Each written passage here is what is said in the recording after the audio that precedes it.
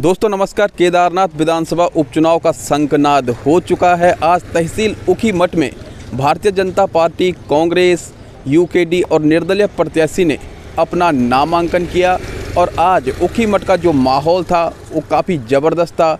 हर कोई अपनी पूरी ताकत लगा रहा था और जो माहौल, जो दृश्य, जो नज़ारा आज ऊखीमठ को देखने को मिला वो यकीनन बेहद खास लग रहा था। और केदारनाथ विधानसभा का उपचुनाव कहीं ना कहीं समूचे उत्तराखंड में चर्चा का विषय बना हुआ है।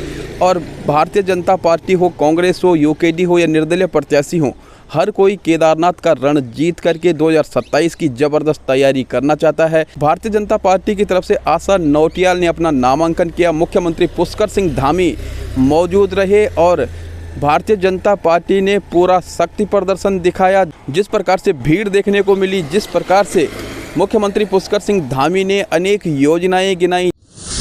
भाइयों बहनों, आज हम सभी लोग यहाँ पर बहन आशा नौटियाल जी के लिए आप सबका समर्थन, आप सबका आशीर्वाद मांगने के लिए आए हैं। हम आज नीति आयोग की जो रिपोर्ट इस वर्ष की आई है, 2024 की जो रिपोर्ट है, उस रिपोर्ट सूचकांक में हमारा उत्तराखंड हिंदुस्तान के सतत विकास करने वाले राज्यों की श्रेणी में पहले राज्य के रूप में आया है। भाइयों बहनों, इसी प्रकार रोजगार देने वाले राज्यों की श्रेणी में भी हमारा राज्य उभर कर आगे आया है, जहां रिकॉर्ड 4.4% बेरोजगारी दर में कमी लाकर राष्ट्रीय औसत को भी हमने पीछे छोड़ दिया है। इसके अतिरिक्त भी हमारी सरकार ने बहुत सारे ऐतिहासिक निर्णय लिए हैं जिनको पूर्व की सरकारों ने ठंडे बस्ते में डाल दिया था। चाहे यूसीसी लागू करना हो देश के अंदर, हम उस दिशा में आगे बढ़ रहे हैं। सारी कार्रवाई उसकी पूरी हो गई है। भाइयों बहनों, अभी बहन आशा ने बहुत विस्तार से यहां पर बताया कि देश का सबसे कठोर नकल का कानून, सख्त नकल का कानून हमने लागू किया है। और इस नकल का कानून लागू होने के बाद 3 वर्षों में 18,000 से भी ज्यादा नौकरियां अभी तक हमारे गरीब माता पिता के बेटे बेटियों को मिल चुकी हैं।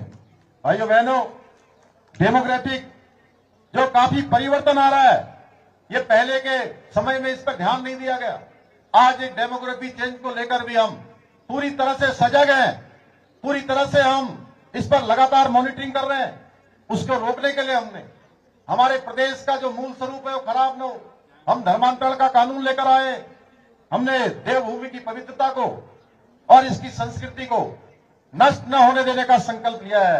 इसीलिए हमने चाहे लैंड जिहाद हो या लव जिहाद हो, इसके खिलाफ कठोर कार्रवाई की है। प्रदेश के अंदर 5,000 एकड़ से भी ज्यादा जमीनें हमने अतिक्रमण से मुक्त कराई है। और अभी हाल में ही आपने देखा होगा, पिछले दिनों आप सबके सामने वीडियो आ रहे थे कि कुछ लोग खाने के सामानों में, खाद्य वस्तुओं में, खाद्य पदार्थों में थूकने का काम कर रहे थे। एक षड्यंत्र के तहत थूक जिहाद चला रहे थे। भाइयों बहनों, हमने कहा देवभूमि उत्तराखंड के अंदर एक थूक जिहाद किसी भी कीमत पर नहीं चलेगा। इस पर हम सख्त कार्रवाई करेंगे, क्योंकि देवभूमि की अपनी एक पवित्रता है। हमने दंगारोधी कानून बनाया है। अब प्रदेश के अंदर कोई दंगा करेगा तो उस दंगे से जो भी संपत्ति का नुकसान होगा, उसकी सारी भरपाई उसी दंगा करने वाले से सुनिश्चित की जाएगी जो दंगा करेगा। भाइयों बहनों, आज मैं इस पवित्र भूमि से आप सबको यह विश्वास दिलाता हूं कि हम जिस प्रकार से हमने कई कठोर निर्णय अभी तक लिए हैं, जल्दी ही आने वाले समय में हम सख्त भू कानून भी लेकर आएंगे हमारे प्रदेश की जमीनों को बचाने के लिए।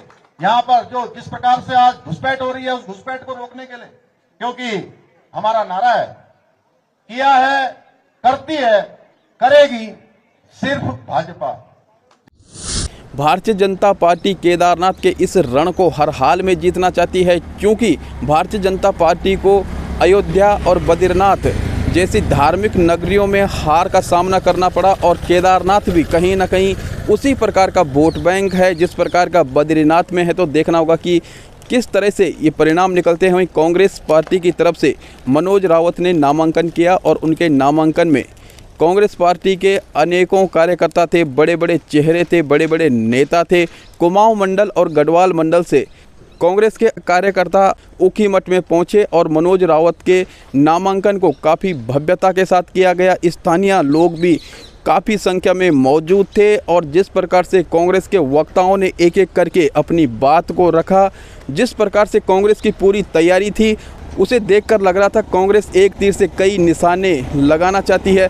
जहां कांग्रेस पर लगातार गुटबाजी के आरोप लगते रहे, कांग्रेस के बड़े नेताओं पर मनमुटाव के आरोप लगते रहे, तो कांग्रेस ने आज इस रैली के माध्यम से ये साबित कर दिया कि कांग्रेस के बड़े छोटे नेता कार्यकर्ता सब एकजुट एकमुठ है। और केदारनाथ में कांग्रेस की जो तैयारी है उसे देखकर लग रहा है कि कांग्रेस 2027 विधानसभा चुनाव को काफ़ी सीरियसली ले रही है और उसकी तैयारी में लगातार लगी हुई है। क्योंकि गणेश गोंदियाल भी अपने कई बयानों में ये कह चुके हैं कि 2027 की जो तैयारी है वो यहीं से शुरू होगी और बद्रीनाथ और मंगलौर की पुनरावृत्ति हम केदारनाथ में करेंगे। पूरा विश्वास है कि बद्रीनाथ और मंगलौर के विधानसभा के चुनाव का परिणाम यहाँ केदारनाथ में भी उसकी पुनरावृत्ति होगी उस परिणाम की। और ये भी कहता हूँ कि 2027 में विधानसभा तक पहुँचने का, विधानसभा में जीत दर्ज करने का मार्ग इस केदारनाथ के परिणाम से होकर जाएगा। तो कहीं ना कहीं भारतीय जनता पार्टी को अब संभलना होगा और भारतीय जनता पार्टी इसे भली भांति समझती है कि कांग्रेस किस प्रकार से अपनी पूरी ताकत लगा रही है।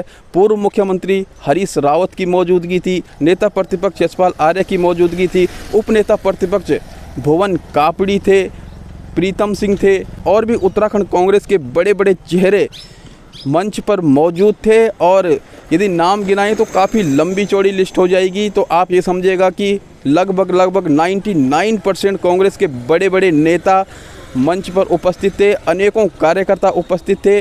और जिस प्रकार से कांग्रेस ने अपनी ये तैयारी की है, जिस प्रकार से कांग्रेस ने प्री प्लानिंग से इस नामांकन को किया है और उससे ठीक पहले जिस प्रकार से मनोज रावत जो कि प्रत्याशी हैं कांग्रेस के, उन्होंने प्रेस कॉन्फ्रेंस के माध्यम से भू कानून के संबंध में उत्तराखंड सरकार पर गंभीर आरोप लगाए थे।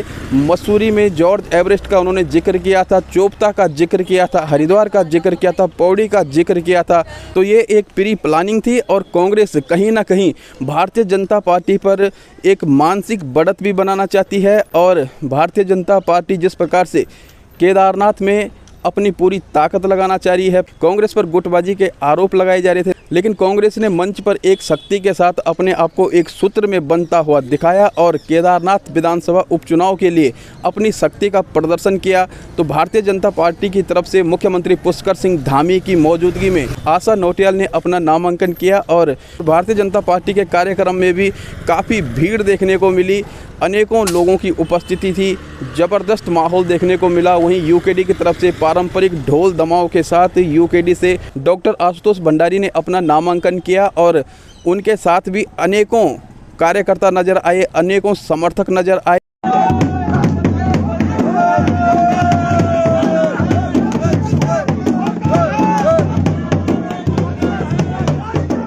निर्दलीय प्रत्याशी त्रिभुवन चौहान ने भी आज अपना नामांकन किया। तो कुल मिलाकर के जिस प्रकार से ऊखीमठ का माहौल आज देखने को मिला, जिस प्रकार से सियासत अब गर्म होने वाली है, आने वाले जो 20 दिन हैं वो काफ़ी महत्वपूर्ण हैं और ऊखीमठ से लेकर के केदार घाटी का संपूर्ण क्षेत्र आने वाले 20 दिनों में लोकतंत्र के इस महापर्व में बहुत ही अच्छी तरह से नहाने वाला है, रंगने वाला है। बड़े बड़े नेताओं की मौजूदगी होगी, बड़े बड़े नेता पहुंचेंगे, भाषण होंगे, रैलियां होंगी, कई वादे किए जाएंगे, जनता अपनी बातें रखेंगी और कहीं ना कहीं लोकतंत्र में जनता जनार्दन है। जनता को इस बार अपना सही प्रत्याशी चुनने का पूरा मौका है। भारतीय जनता पार्टी पर कई आरोप लगे हैं, चाहे वो केदारनाथ मंदिर में सोना घोटाला से संबंधित हो या फिर यात्रा को डाइवर्ट करने का संबंध हो, कई प्रकार के आरोप लगे हैं। कांग्रेस ने हर तरह से मौका भुनाने की कोशिश की है। केदारनाथ में जिस प्रकार से आपदा आई तो उस पर भी कांग्रेस ने तीखा हमला भारतीय जनता पार्टी पर बोला है। भारतीय जनता पार्टी ने केदारनाथ में पहले से ही अपने 5 मंत्रियों को प्रभारी बनाकर भेजा था। उसके बाद कांग्रेस ने भी अपने 2 पर्यवेक्षक बनाए थे, उसके बाद 2 और पर्यवेक्षक बनाए थे जिसमें गणेश गोंदियाल को सीनियर पर्यवेक्षक बनाया गया था। तो कुल मिलाकर के पूरी ताकत लगाई जा रही है, चाहे वो निर्दलीय प्रत्याशी हो चाहे कोई भी हो, हर कोई अपनी पूरी शक्ति दिखाना चाहता है और देखना होगा किस प्रकार से चुनाव आगे बढ़ता है। फिलहाल कांग्रेस पार्टी और भारतीय जनता पार्टी में कड़ी टक्कर देखने को मिल रही है। और जिस प्रकार से भू कानून का मामला है, जिस प्रकार से लगातार रैलियां चल रही हैं, चाहे वो भू कानून मूल निवास समन्वय संघर्ष समिति के बैनर तले स्वाभिमान रैली हो या फिर यूकेडी के द्वारा तांडव रैली हो, तो लगातार आक्रोशित है जनता। और इसका फायदा किसे मिलेगा? कांग्रेस को मिलेगा, यूकेडी को मिलेगा, ये निर्दलीय प्रत्याशी त्रिभुवन चौहान को मिलेगा, या फिर भारतीय जनता पार्टी आसानी से जीत जाएगी? ये देखने वाली बात होगी। जिस प्रकार से आज सभी दलों ने अपना शक्ति प्रदर्शन दिखाया है, उससे हर कोई अपने आप को 20 साबित करना चाहता है और दूसरे को 19 साबित करना चाहता है।